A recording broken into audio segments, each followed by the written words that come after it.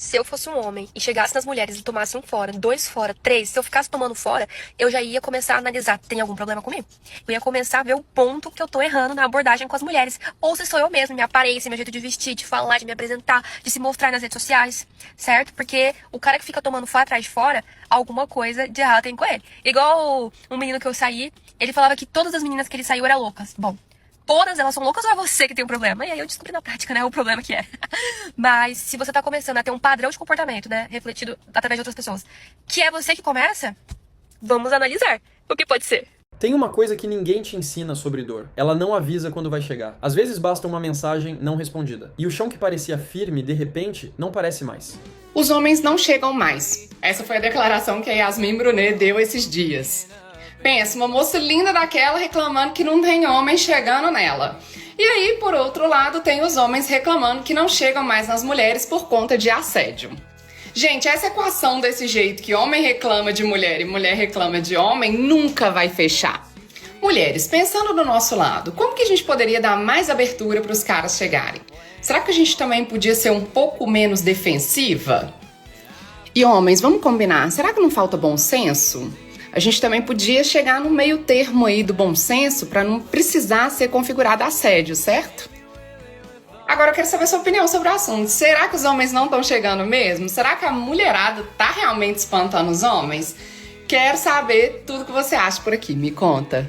Em 2026, uma pessoa pode ser rejeitada 5 vezes antes do almoço. Um match que some. Um visto sem resposta. Um date que nunca marca. O cérebro humano não foi feito para processar rejeição em escala industrial. E isso muda mais do que a gente imagina. Gente, pior que levar fora é você levar fora de homem rodado. Puta que pariu, isso é o pior de todo. Mano, tinha um menino da minha escola que ele era muito lindinho, muito lindinho. E, tipo assim, ele era muito rodado. Só que, assim, ele era muito disputado e muito rodado, sabe? Ele era isso, era tipo assim, ao mesmo tempo que ele era disputado, ele dava moral pra todo mundo. Então ele, tipo, sentava na rola e descia com força. Aí, gente, tá bom. Aí, mano, eu não cheguei nele falando que queria ficar com ele. Mas o povo arrastou. E, gente, eu juro pra vocês, podia ser a menina mais feia da escola. Ele, sei lá, ele pegava, ele dava selinho, ele dava moral, fazia qualquer coisa. Mano. Aí, tipo assim, ele falou, o menino falou que não ficaria comigo porque, tipo assim, eu era muito feia. Tipo, gente, eu não bastava ser só feia. Tipo, não tava bom ser só feia, entendeu? Tipo assim, eu tinha que ser muito feia. E, gente, eu juro pra vocês que tinham meninas mais feias que eu. Ai, Larissa, não existe menina feia. Gente, mas tem umas meninas na minha escola que é muito desarrumada, cara. Tipo, muito mesmo. Aí, mano, quando ele falou que eu era muito feia, parça, acabou comigo. Nossa, gente, eu juro pra vocês, eu cheguei em casa e eu chorei. Eu chorei muito. Porque, mano, eu me senti muito lixo, muito lixo. Porque, gente, se ele fosse uma pessoa que, tipo, não é de ficar com pessoas, que não é de... que não é de dar moral, assim, sabe? Que não brisa muito nessas coisas. Mas, gente, eu juro pra vocês... Caralho. Gente, eu juro pra vocês que tinha umas candangas da escola que ele tava dando moral. E, gente, ele falou que eu era muito feio.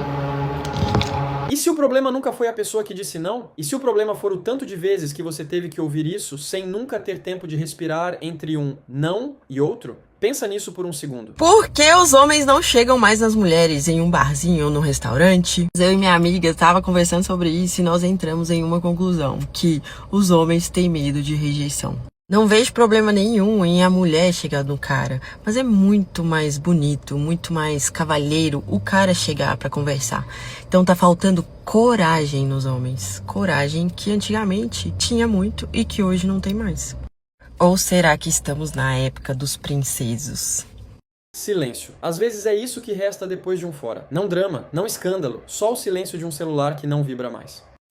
Gente, vou falar uma coisa pra vocês, tá difícil ser solteira. Tá difícil. Hoje eu tinha um date com um cara que eu já fiquei, né, que eu gosto. Aí eu falei, bom, como faz tempo que a gente não se vê, né, eu vou no cabeleireiro, vou fazer um babyliss. Fui. Marquei o cabeleireiro 5 horas. Aí eu tô lá no cabeleireiro e tal. Aí eu pensei, nossa, ele não falou nada ainda, né? Tipo, não me falou horário e tal, vou perguntar. Era melhor não ter perguntado. Ele desmarcou o date. Não ia me avisar, tá? Só desmarcou que eu perguntei, porque senão eu estaria esperando até agora. E aí eu fiquei muito puta, só que a mulher tava lavando meu cabelo. Eu não podia chorar, não podia, né, demonstrar isso. Eu engoli o meu choro e falei, bom, já estou no cabeleireiro, não tem como desmarcar, a mulher tá lavando meu cabelo, né? E aí, assim, eu peguei R$120 da escova e do Babyliss, passei na minha bunda e joguei no lixo. Porque eu não vou sair, né? Porque eu não tenho outros contatinhos, que a vida tá complicada. E eu não tenho amigos também pra sair. Então, assim, eu gastei R$120 pra ficar em casa. Entendeu? Obrigada, homens. Vocês são maravilhosos, sabe? Vocês são muito bons. A ciência descobriu algo estranho sobre rejeição amorosa. O cérebro reage do mesmo jeito que reage à dor física. Não é força de expressão, é neurociência. O dia que eu levei um fora de um cara, espero que essa maquiagem dure o dia inteiro. Mas enquanto eu faço essa maquiagem, eu vou contar pra vocês o único fora que eu levei na minha vida. A gente se conheceu numa célula, que é um estudo bíblico. E, enfim, a gente tava conversando, desenvolvendo uma amizade. E esse cara parecia me dar vários sinais de que ele estava interessado. A gente ficava até tarde conversando por mensagem, falava de família, falava de planos pro futuro, carreira, sabe assim, aquela conversa que fluía? Ele me mandava memes o dia inteiro no Instagram e alguns deles, tipo assim, meio flerte, sabe? Aí eu ficava assim, todo final de semana a gente saía como amigos. Esse cara também começou a me ligar e a gente ficava até de madrugada em chamada. Eu já tava super interessada nele, né? Claro, era lindo, bem sucedido, de Deus, crente. Falei, cara, é isso que eu quero pra minha vida. Mas às vezes que eu puxava o assunto relacionamento, eu dizia, mas e aí, o que tu pensas e tal? E ele, tipo, não, quero casar, quero ter filhos e tal. Só que não tô preparado agora, então agora eu tô me focando em Deus, me focando em resolver meus problemas internos. E aí, assim, isso me deixava super confusa. Às vezes queria, às vezes não queria. Eu ficava, tipo, qual é desse cara, né? Daí, enfim, uma hora eu desisti, aí dei um gelo nele. Acabou que, tipo assim, nos resolvemos e ele finalmente se declarou pra mim. Queria uma coisa séria, pensava em casamento e tal, e queria uma coisa séria comigo. Isso tudo que eu tô contando pra vocês é tipo assim, no intervalo de 3 meses isso tudo aconteceu. Aí tá, eu falei assim, cara, então se esse cara quer casar, quer ter família, tipo, a gente vai ter um namoro com propósito mesmo, não é só pra ficar enrolando, se pegando e tá. Se ele quer uma coisa séria, então tá, vamos conversar. Aí ele foi na minha casa, eu comecei a me abrir e contar algumas coisas da minha vida que eu achava muito importante. A pessoa que eu estava considerando ser meu futuro marido, saber. Então, coisas muito íntimas, muito, assim, profundas, algumas feridas e tal. Comecei a abrir meu coração pra ele, tá? Foi super receptivo e aceitou. E, nossa, me abraçou. Disse que me entendia, que não me julgava, bababá. Meio que se resolveu nesse dia do tipo assim, vamos ter um compromisso agora. Ele falou, não, vou falar com seu pai, vou lhe pedir namoro e tal. Eu sou crente, né? Evangélica, graças a Deus. E ele também era. E aí, a gente normalmente faz isso antes de namorar. A gente ora e apresenta o relacionamento diante de Deus pra saber se é da vontade de Deus ou não. E foi aí que veio fora. Assim, eu não tava acostumada com esse tipo de relacionamento. Assim, tipo, mesmo sendo crente, eu, tipo, era normal. Eu saía com cara, aí a gente ficava, e aí, né? Enfim, aí via se dava ou se não dava. E namoro, falei, beleza. E fiquei esperando, né? Tipo, a gente se acertou, a gente tem um compromisso aqui, vamos ficar. E a gente ir sozinho na sala e nada. Aí eu vou perguntar, né? Claro, eu vou perguntar. Aí deixa eu te perguntar. A gente não vai nem ficar, tipo, a gente já tem um compromisso, né, aqui e tal. Aí ele me olhou assim como se fosse uma louca. Aí ele, ficar? Não, se eu quisesse ter um relacionamento como eu tinha no mundo, eu ficava lá no mundo. Agora que eu vim pra Jesus, eu quero fazer tudo certinho. Não, a gente não vai ficar, a gente vai orar, eu vou lhe pedir namoro, e aí a gente vai ficar em castidade, tudo certinho. Aí eu... Gente, quando ele falou isso, claro que eu fiquei super envergonhada, né, porque, tipo, um fora na cara. Mas ao mesmo tempo eu olhei pra ela e falei assim, cara, é ele. Eu vou casar com esse cara. O cara que não tá pensando no meu corpo, ele não tá pensando na carne, ele quer realmente construir algo sério comigo.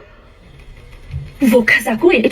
Nesse dia eu tive certeza. E acreditem ou não, 7 meses depois, a gente casou. Estamos casados até hoje, vamos completar 2 anos de casado. E esse foi o único fora que eu levei na vida. Foi do meu marido. E por isso que eu casei com ele.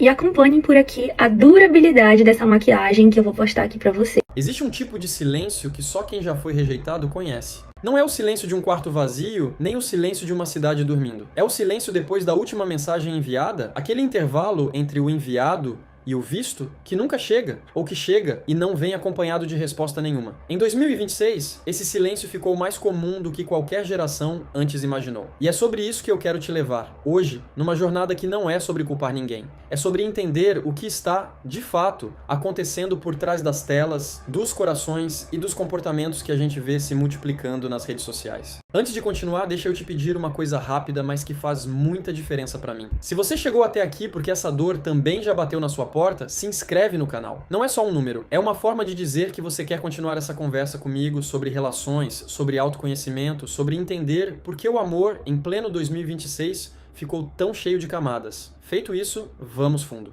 Imagina a seguinte cena: uma mulher de 32 anos, profissional bem-sucedida, com uma vida organizada em quase todos os aspectos, abre o aplicativo de namoro pela enésima vez naquele mês. Ela conversou com alguém por 3 semanas. Trocaram fotos, planos, risadas em forma de emoji, promessas de um encontro que finalmente aconteceria no fim de semana. E então, do nada, o silêncio. Sem explicação. Sem despedida. Só o vazio de uma conversa que simplesmente para de existir, como se nunca tivesse acontecido. Isso tem um nome, você já deve ter ouvido. Ghosting. Mas o que pouca gente para pra pensar é no que esse tipo de desaparecimento faz, repetidamente, com a cabeça de uma pessoa que só queria, no fundo, ser vista. E aqui está o ponto que eu acho que a gente precisa discutir com mais cuidado. Não é sobre fragilidade. Não é sobre não saber lidar com um não. É sobre volume, é sobre frequência. É sobre o fato de que nunca, em nenhum momento da história humana, uma pessoa teve acesso a tantas possibilidades de conexão. E, ao mesmo tempo, a tantas formas de ser descartada em segundos. Antigamente, uma pessoa levava um fora, sofria, processava aquilo durante semanas, talvez meses, e seguia em frente com o tempo que o coração precisava. Hoje, o próximo perfil já está a um deslizar de dedo de distância. A dor não teve tempo de ser digerida. E já chegou outra possibilidade. E muitas vezes, outra decepção. Você já parou para pensar no que isso faz com a autoestima de alguém em silêncio, sem que ninguém perceba de fora? Porque por fora, a vida continua, o trabalho continua. As postagens nas redes continuam parecendo normais, até bonitas. Mas por dentro tem um processo acontecendo que a ciência já consegue explicar com bastante precisão. Estudos de neurociência mostraram que a rejeição social ativa as mesmas regiões cerebrais ativadas pela dor física. Não é força de expressão dizer que dói levar um fora. Literalmente, para o cérebro, aquilo é dor. E quando essa dor se repete em ciclos curtos, sem tempo de cicatrização entre um episódio e outro, alguma coisa dentro da pessoa começa a mudar. Talvez você já tenha visto isso acontecer com alguém perto de você. Ou talvez tenha sentido isso em você mesmo, independente de gênero, independente de idade. Porque, e isso é importante dizer, essa realidade não é exclusiva de mulheres nem exclusiva de homens. É uma condição do nosso tempo. Só que, culturalmente, quando uma mulher reage de forma mais intensa a uma decepção amorosa, isso costuma ser rotulado quase que automaticamente como drama, como exagero, como se a intensidade emocional fosse um defeito de caráter e não uma resposta humana perfeitamente compreensível diante de um contexto hostil.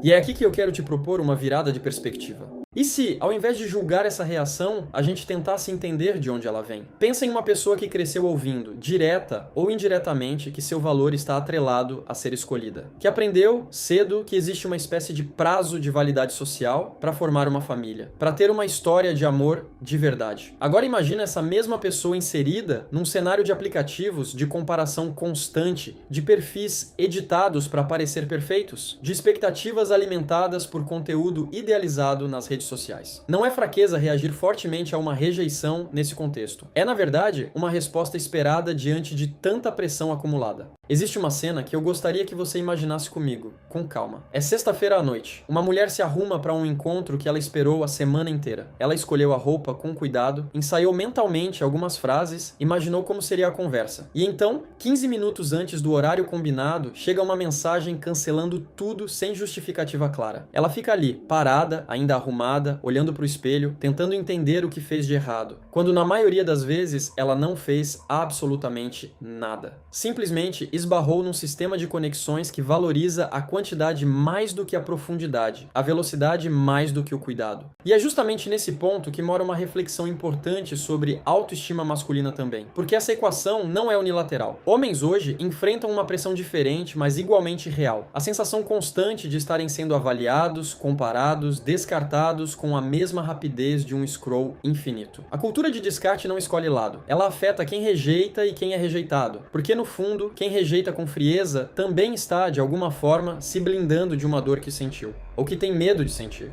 Talvez a pergunta certa não seja por que as pessoas estão surtando com tanta facilidade diante de uma rejeição. Talvez a pergunta certa seja: o que mudou na forma como amamos que fez a rejeição virar um evento tão frequente e tão descartável? E aqui entra um dado interessante, quase incômodo. Pesquisas recentes sobre comportamento digital mostram que o tempo médio de atenção dedicado a uma conversa antes de um possível encontro presencial vem diminuindo ano após ano. As pessoas trocam menos palavras, mas criam mais expectativa emocional em cima delas. É uma equação perigosa. Pouca profundidade real, muita fantasia projetada. E quando essa fantasia desmorona, o impacto emocional não é proporcional ao tempo de conversa. É proporcional ao tanto que a pessoa investiu emocionalmente, mesmo que silenciosamente, mesmo sem perceber. Por isso, quando você vê alguém surtando depois de um fora que, para você de fora, pareceria pequeno, entenda que ali não está só aquele episódio. Ali está o acúmulo de vários outros que vieram antes, empilhados, sem espaço para respirar entre um e outro.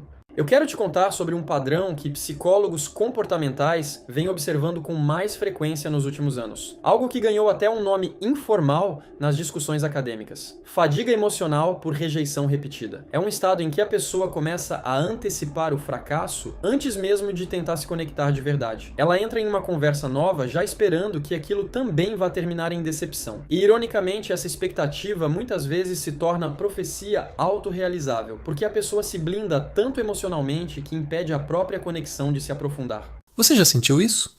Aquela sensação de estar cansado antes mesmo de começar algo novo?